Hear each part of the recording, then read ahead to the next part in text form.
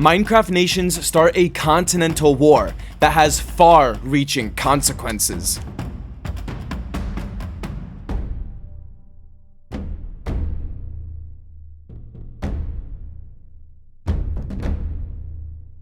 The nation of Eldernheim stood as an example of tradition and imperial order.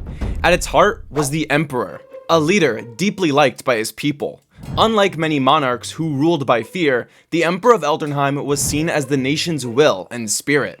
His vision and dedication to the people earned him the unwavering loyalty of Eldernheim's citizens. Beyond their borders, Garzonia, a small new nation, was the perfect target for expansion and growth for the nation of Eldernheim. The two nations laid down the foundation for a historic unification. Thus was born the Union of Eldernheim and Garzonia. The Emperor's popularity only grew as he became not just the Emperor of Eldernheim, but the unifying figurehead of a larger, more ambitious civilization. For a long time, the Union stood strong, supported by the powerful nation of Falkland. However, the shift in global balance came quickly and without warning. Falkland announced a sudden shift to isolationism. Once a dependable military and economic partner, Falkland closed its borders and left the Union in a vulnerable state. For the Union, the timing could not have been worse. Tensions were growing between them and Snowcoma, and without Falkland's support, it was only a matter of time before Snowcoma declared war. They just needed a reason. Previously, the Union and Snowcoma signed a non-aggression pact.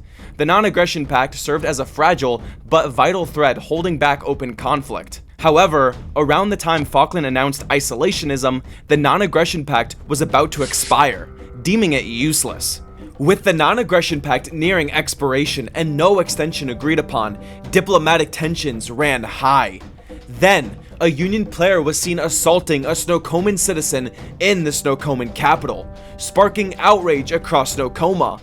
And within hours, the elected president of Snowcoma declared that the Union had violated the terms of the non-aggression pact, branding the incident as an act of aggression. But the Union's leadership, however, presented a different narrative. They argued that the non-aggression pact had already expired, just days prior. But with the non-aggression pact finally dissolved, no formal barrier remained between peace and war. For the Union, the path ahead grew darker, and the Emperor was forced to prepare for what he had long tried to avoid: open conflict with Snowcoma. The only thing that could make this worse is if the Nation of Daybreak was still unhappy with how the Union treated them when they were just a little baby tribe. And unhappy they were. The Union watched as Daybreak declared war on them. In a matter of minutes, the Union found itself getting ready to defend against two powerful nations. But the chaos didn't stop there. Two Union players publicly denounced the Emperor and declared a revolution, unhappy with the leadership of the Emperor and hoped to gain independence from his rule. It seemed everything was collapsing in on them. But there's something you should know about the players in the Union. No matter how great the odds, they were ready to fight. The Emperor called upon their allies, pleading for help. The nation of Herfortis stepped up and joined the war on the Union side. It was now time to prepare for war. I need you to make swords and armor for the military. Okay, and what about carrots? Why would we need carrots for war? What if we get hungry, sir? You won't last long enough. That's mean. The Union of Eldernheim and Garzonia, anticipating the movement of Snowcoman troops, moved northeast and constructed a small but sturdy fort west of a small town.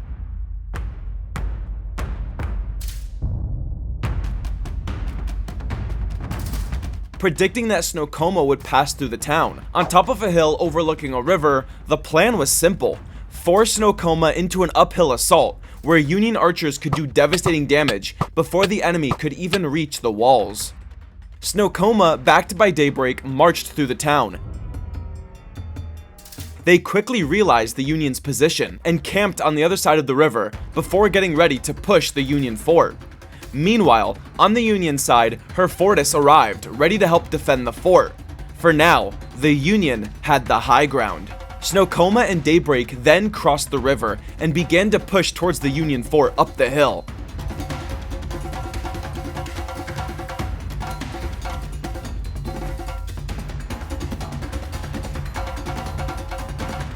Arrows rained down from the Union fort, and the Battle of the Hill began. Union arrows hammered the advancing lines of Snowcoma and Daybreak, but the attackers did not falter. Snowcoman commanders identified a smaller ridge curling behind the fort, a hill that, if taken, would put them at a higher elevation than the Union's defenders. So instead of running right at the fort, in a bold maneuver, they rushed the ridge, flanking the fort and seizing the higher elevation. Snowcoma and Daybreak reached the small hill and gained a terrifying vantage point over the fort. Suddenly, the defenders were the ones fighting uphill. Their archers forced to pivot, their players repositioned in panic. Chaos began to take root. The strategic advantage the Union thought they had was now reversed. For a while, the Battle of the Hill remained locked in a grim stalemate. Arrows soared between the hilltop fort and the ridge. The Union, backed by her fortress, held firm within the walls of their fort as Snowcoman and Daybreak arrows pelted the fort, but neither side could claim any ground. Then, Snowcoma and Daybreak devised a plan, a calculated trap designed to break the deadlock. From their newly claimed higher ground behind the fort, players rained arrows down on the fort. At the same time, a few Snowcoman and Daybreak players advanced slowly down the hill, slowly pushing towards the fort, and quickly building defenses to avoid the Union arrows. The movement was slow, and it was meant to be obvious, because it was a bait, one meant to test the Union's patience. Snowcoma and Daybreak hoping that eventually, Union players would grow eager to attack and leave the fort to kill the approaching players. And as the Snowcoman and Daybreak players inched closer, inside the fort, Union players, eager and desperate for a chance to engage in combat, took the bait. A group of Union soldiers jumped down from the fort to engage the approaching enemy. This was exactly what Snowcoma had waited for. Every player from Snowcoma and Daybreak then rushed in to jump the Union soldiers who left the fort. Suddenly, the players still in the fort knew they had to help the players on the ground, so nearly every player left the fort, and the battle was now on ground.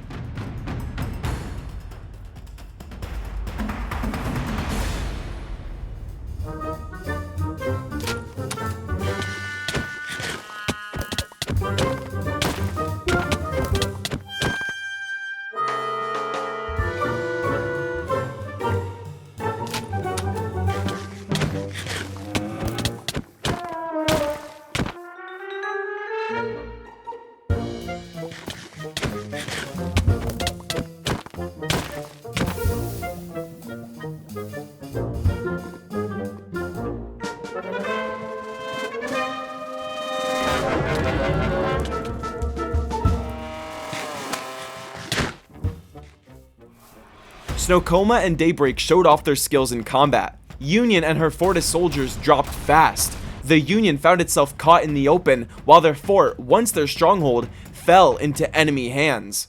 Snowcoma and Daybreak continued to wipe out the Union soldiers. Eventually, the Union soldiers still alive fled. The Battle of the Hill was a Snowcoma and Daybreak victory. I am tired from that battle. I'm sure glad the war is over. We have another battle, sir. The war isn't over. I am tired from that battle. Tough loss, but I'm glad the war is over. We have another battle, sir. The war isn't over. Another battle? Yes. They're actually right outside, sir. Let us in. Snowcoma and Daybreak wasted no time. With the Union disoriented, the Allied victors met in the capital of Daybreak. It was time for a swift, crushing invasion of the Union capital. They believed that capturing the capital would be the final blow to force the Union to surrender and end the war. As the massive allied force of Snowcoma and Daybreak arrived on the southern shores of the island, the final push toward the Union capital was about to begin. Towering above the southern approach stood a massive fort, a colossal bastion of stone and earth built into the rocky highlands west of the capital. The Union had anticipated an attack. Seeing the large fort, Snowcoma and Daybreak realized a harsh truth. This time, they would have to attack the fort from below, with no way of getting higher ground advantage.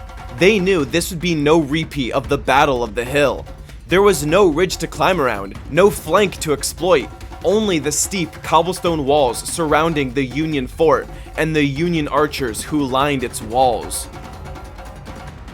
Snowcoma and Daybreak pushed north towards the lowest walls of the fort. Their only advantage now was sheer numbers. When you have a very large group of players looking to attack another very large group of players on top of a fort, what do? Well, you send every player you have directly at the fort and hope something good happens. And that's exactly what they did. Union arrows rained down on the attackers. The invaders pushed towards the bottom of the walls and then used water to climb up. Once they successfully made it to the top of the fort, chaos erupted as all-out combat ensued. The large number of Snowcomen and Daybreak players overpowered the Union soldiers in the fort.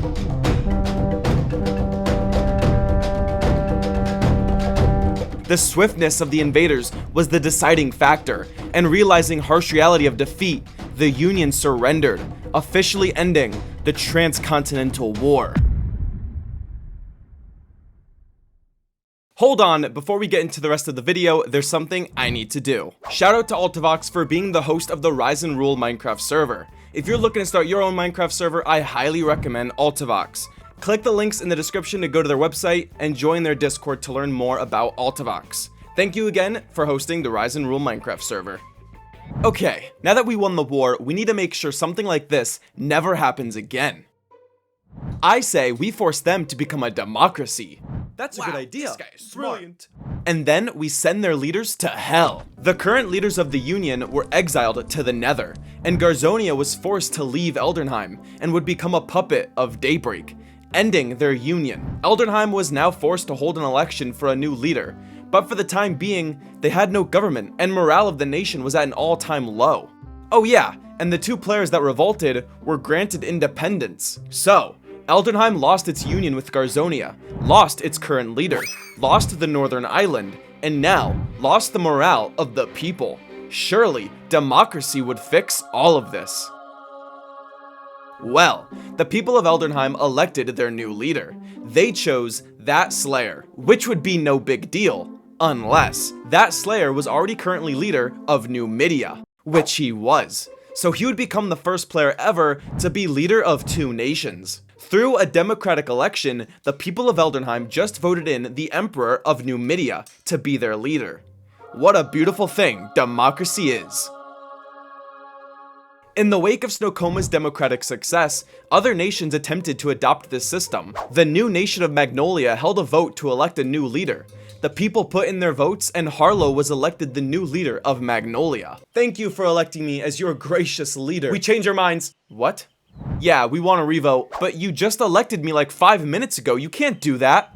Yes, we can. The people of Magnolia demanded a revote, and shortly after, Harlow was kicked from the nation, and people elected Slender as their new king. Another defeat for democracy. Now, I know what you're thinking. Wasn't her fortress also involved in the Transcontinental War? And you would be correct. So, what happened to them? Well, they were forced to pay reparations from the war, which the players of her fortress did not like. They also were already unhappy with the leader forcing them into the war to begin with. So when you have a population upset about being forced into a war, and angry about paying other nations because of that war, what do you get? You get a revolution. Except, the leader of her fortress ran away, and so did most of the players, and so there was no one to revolt against. The Transcontinental War had devastating effects for many.